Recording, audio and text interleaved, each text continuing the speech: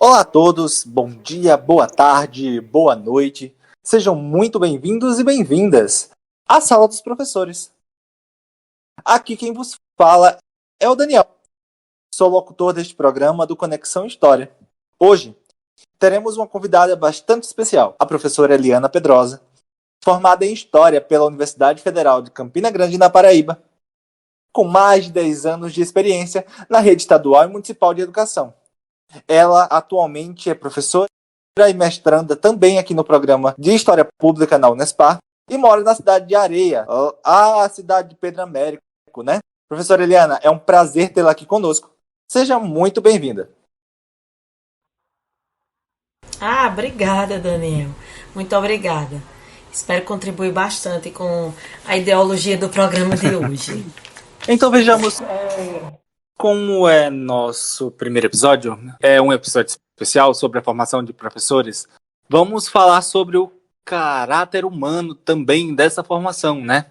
Refletir os aspectos na sala de aula e suas reverberações também na vida profissional e pessoal também do professor. Baseado nisso, Eliana, sobre como a formação de professores, você já experimentou alguma narrativa nessas formações sobre a história colonial, o trabalho melhor nessas perspectivas sobre povos nativos africanos que aqui viveram e sofreram tanto? Daniel, formação mesmo assim, continuada, de forma constitucional, da secretaria, não. Nunca me foi passado, né? Geralmente a secretaria, quando chegam perto das datas comemorativas, eles dão alguns links, né? Que a gente pode entrar e fazer uma formação, né? Mas aí é por conta própria, é porque você quer, porque você é professor, porque você quer ministrar melhor suas salas de aula, né? Sua sala de aula, sua aula, né?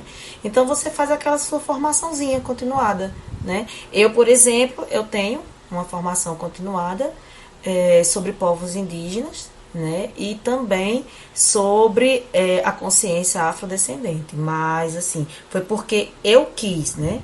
Não foi nada imposto. Entendi. É complicado, né? E assim, Daniel, deixa eu te completar. Como professora, né, me faz falta, né? Me faz falta, porque desde que tenha a formação continuada, né, então a gente vai ter uma autoridade melhor para falar e para conduzir nosso plano de aula, nossa aula no dia a dia. E assim, como professora, eu sinto que faz falta para mim, sim. Ainda mais que a qualidade pede nessa discussão ser trabalhada. Assim, já incorporando essa política, já sabemos que as formações já não servem para isso. Mas é algo que está na Lei 10.639. Então, ela define o ensino e a cultura da história afro-brasileira nas escolas. Não somente ela, né? Também tem uma complementação em 2008 desta lei que incorpora a questão do indígena também. Então, a pergunta em questão é: a Secretaria de Educação, nem com a legislação, realiza ações ou projetos voltados para a conscientização do racismo ou dessa discriminação? Daniel, é o seguinte, a gente sabe que é obrigatório, né? Essa pauta nas nossas aulas, mas infelizmente eu não recebo esse tipo de formação, certo? Não é tido como praxe dos meus planos de aula durante as reuniões pedagógicas, tá? Minha escola geralmente ela realiza, né, no Dia da Consciência Negra, que é dia 20 de novembro, ela faz uma semana, né, daquelas ideias principais. Mas assim, formação continuada para os professores voltados para isso aí e também para ter durante o cotidiano, nosso dia a dia na sala de aula, não, nós não temos. Nós, infelizmente, não temos. Na nossa escola, não. E quando você tem aquela coisa, né? Por vontade própria de se trabalhar também. Exatamente, isso aí já parte da questão do professor, né? Se ele quer trabalhar, até porque hoje a gente tem uma redução no número de aulas de história nas nossas escolas. Então, assim, muitas vezes o professor ele fica naquela ideia de passar o conteúdo, né? Que a secretaria nos obriga, né? Que é de praxe, e acha que esse assunto pode ser colocado à margem, né? Vai empurrando para lá. Não, em novembro a gente trabalha esse assunto. Não, em novembro a gente vê isso aí. Em novembro a gente conversa sobre isso. E vai ficando meio que à margem, sim, no dia a dia. E as escolas também têm uma certa liberdade, né? Não somente na questão de formação específica de professores, mas também na questão de apresentar projetos fora desses ambientes de novembro. Não é sobre esse tipo de consciência. As escolas que você trabalhou nunca fizeram esse tipo de coisa?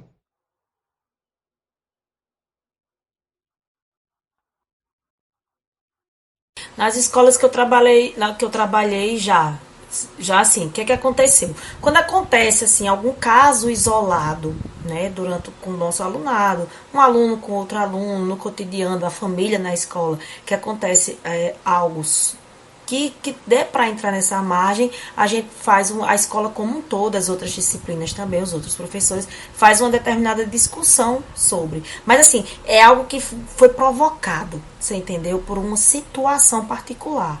Mas que no dia a dia a gente não tem essa cobrança e muitas vezes aqueles professores um pouco mais antigos, né, eles ficam atrelados àquele plano de aula, àquele conteúdo programado e ele não lança margem, não desenvolve esse tipo de assunto com os alunos. E algo que é muito importante, né, porque assim, parte para a humanização, né, já é uma questão de uma formação de personalidade a mais para o aluno e que muitas vezes não é Agora trabalhado e é mudando um passado pouco o foco, despercebido, sim.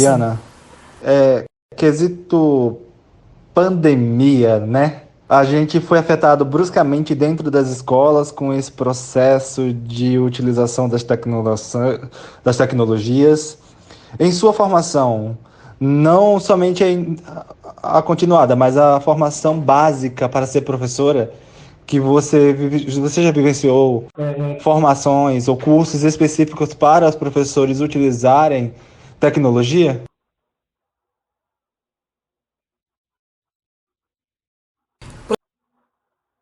Os professores utilizarem tecnologia, é essa a pergunta? Os professores utilizarem Ou os tecnologia na alunos sala de aula. utilizarem a tecnologia?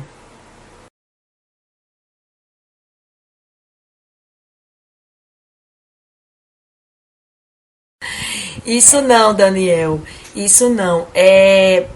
Na minha condição, né, de professora, já há algum tempo de experiência de sala de aula eu tenho, mas não. Essa questão da gente utilizar as tecnologias na sala de aula, não, a gente não teve essa formação. É tanto que quando a gente recebe, a gente recebeu há mais ou menos uns 5 anos, não, mais ou menos 4 anos atrás, a gente começou a trabalhar a caderneta digital. Né? A gente saiu daquela caderneta de papel e veio para a caderneta digital.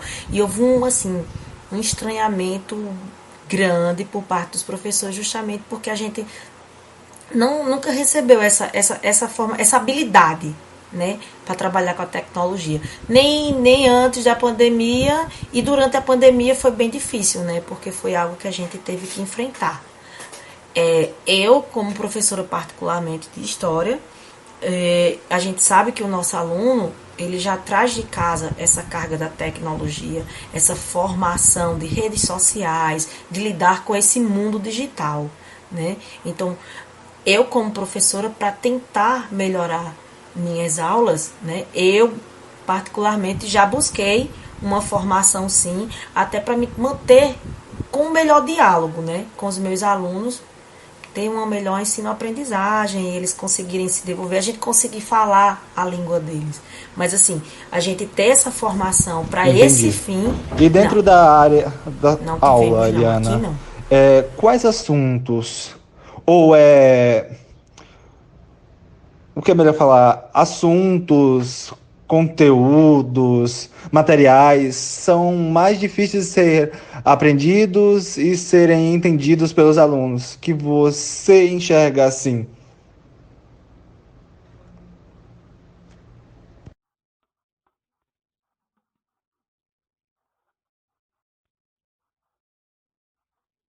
É capaz de ser aprendido, né? Agora, compreendido e aceitado às vezes é um pouquinho mais difícil. Eu sou paraibana, né? Terra de cabra da peste, como você sabe.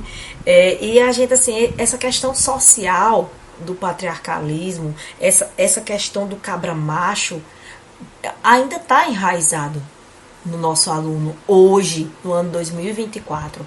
Ele ainda está no aluno, ele está nessa formação de personalidade dele que ele traz de casa com isso. Então, assim, como professora, eu vejo, Daniel, que o machismo, ele ainda é muito presente na minha sala de aula, muito presente na minha escola, na minha vivência com meus alunos. Então, o que eu posso te qualificar assim, que difícil de aprendizagem e aceitação, seria essa questão do machismo, entendeu? Da aceitação do aluno poder falar, desse ambiente, que a gente pudesse tirar esse machismo que não tem como. Não tem como, né? A gente tem como conversar. A gente tem como tentar diminuir. E eles próprios tentar reproduzem, né, mas como Eliana, tirar, essa não. prática, até mesmo quando estão tentando aprender alguma coisa dentro da sala de aula, né?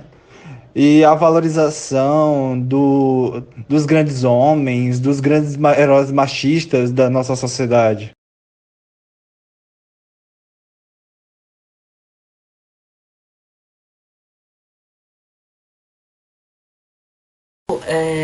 Ainda é muito masculinizado, né? Muito masculinizado ainda. E Ainda é assim, muito forte isso aí. agora, Por aqui, pela Paraíba, ainda é na minha pensando nisso, escola. né? Nessa questão da dificuldade, quais são as estratégias, as metodologias que você cria? Que também pode ser uma metodologia passada dentro da formação de professores, que a gente também recebe muitas metodologias para se aplicar dentro da sala de aula, né? Que funciona. O que você acha que se encaixa, que funciona bem em uma das melhores metodologias que você pode nos pontuar, que você usa bastante na aula?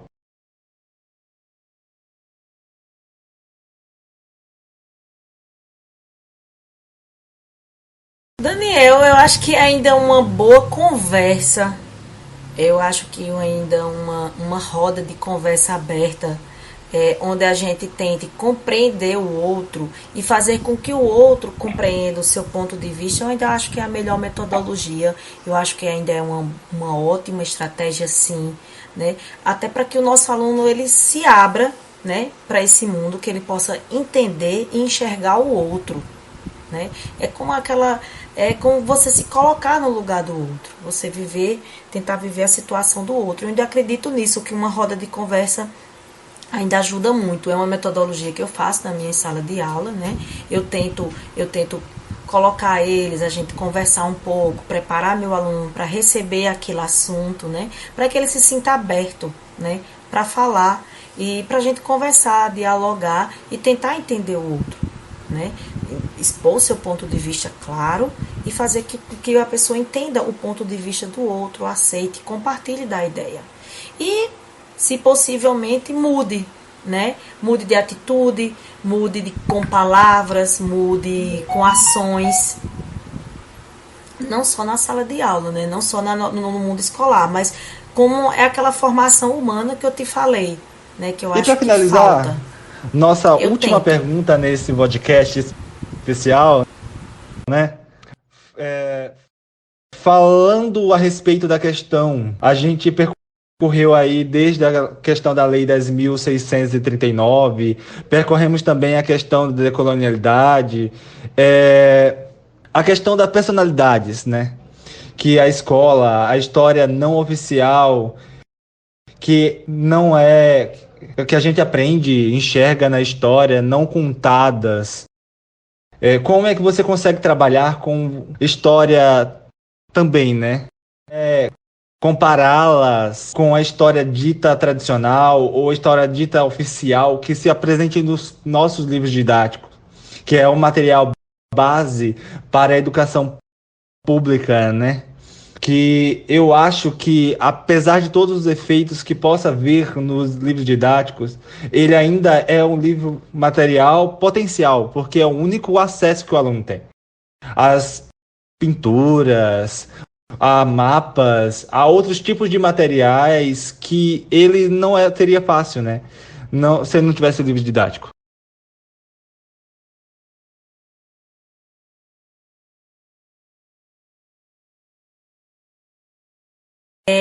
Eu vejo assim ao longo dos meus anos de sala de aula, os livros didáticos de história, obviamente, ele houve uma progressão, né? Ele é um poderoso aliado no ensino-aprendizagem do nosso aluno, mas eu creio que ainda falta, né?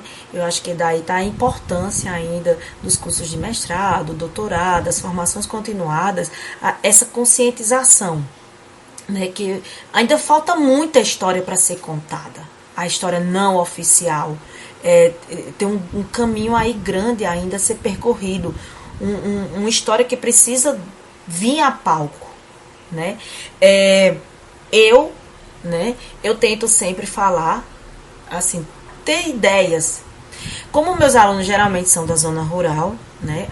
Eu moro aqui, como você disse, em Areia, Paraíba, né? Então, na cidade vizinha, a gente tem uma sindicalista, né, que morreu por volta de 40 anos, a Maria Margarida Alves, né? Ela era uma sindicalista, né? Ela veio do meio rural, então, assim, meus alunos são do meio rural. Então, assim, é uma forma que eu vejo de chamar a atenção para ele, para esses temas que ainda faltam ser trabalhados, para essas histórias que ainda precisam ser contadas, né? Então, assim, a figura de Margarida Alves, ela foi uma sindicalista que ela simplesmente, Daniel, ela procurou direitos, né? Direito para o trabalhador rural, direito à aposentadoria, né? E direito ao uso dos equipamentos, os EPIs adequados para serem trabalhados na lida da zona rural, né? Na lida da agricultura no dia a dia. E ela foi uma voz. Ela foi uma voz que se exaltou, né? Foi à Câmara de Vereadores, ela ia para rádios dar entrevistas e ela foi assassinada só por ser sindicalista, por dar voz. E ela foi mais além. Ela tentou trabalhar essa questão da mulher na agricultura, coisa que ninguém nunca tinha ouvido falar, era quase que um trabalho invisível. E ela trouxe isso a palco e incomodou a muita gente, né? Então, assim, eu tento conversar sobre ela, mostrar a meus alunos que também tem uma história perto da gente que pode ser contada. Não é isso? Então, isso eu consigo. É uma aula maravilhosa quando eu faço com eles, porque assim, é do meio rural, é pertinho da gente, essa história tá na internet, é uma história viva, temos a casa dela hoje aqui em Alagoa Grande que pode ser visitada. Então, assim, é uma história que precisa ser mais explorada. Então, como professora, como mulher, como paraibana, como tentar sempre ter meu espaço e meu direito e passar isso para o meu aluno, eu trabalho a história dela na minha sala de aula e geralmente eu tenho um bom êxito, porque eles se veem ali, ele vê a mãe deles, ele vê o pai deles ali, né? Apesar que a gente sabe que hoje muito direito já foi conquistado nessa área, mas na época não. E a gente tem de todo esse contexto histórico e é uma aula muito boa. A gente conversa de agricultura, a gente conversa de direito, a gente conversa de salário mínimo, a gente conversa de mulher. E é o que eu tento, assim, contar um pouco mais sobre essa história que ainda está oculta, né? Essa voz muito que obrigado, ainda Eliana, não pela foi sua falada, que disposição. ainda está um pouco calada. Bem, eu te agradeço bastante por sua fala, né? Prazer imenso tê-la aqui, especialmente nesse primeiro episódio, né? Foi o prazer de dizer ao meu orientador, não, eu vou começar logo por uma nordestina, porque eu também sou nordestino e também vamos lá.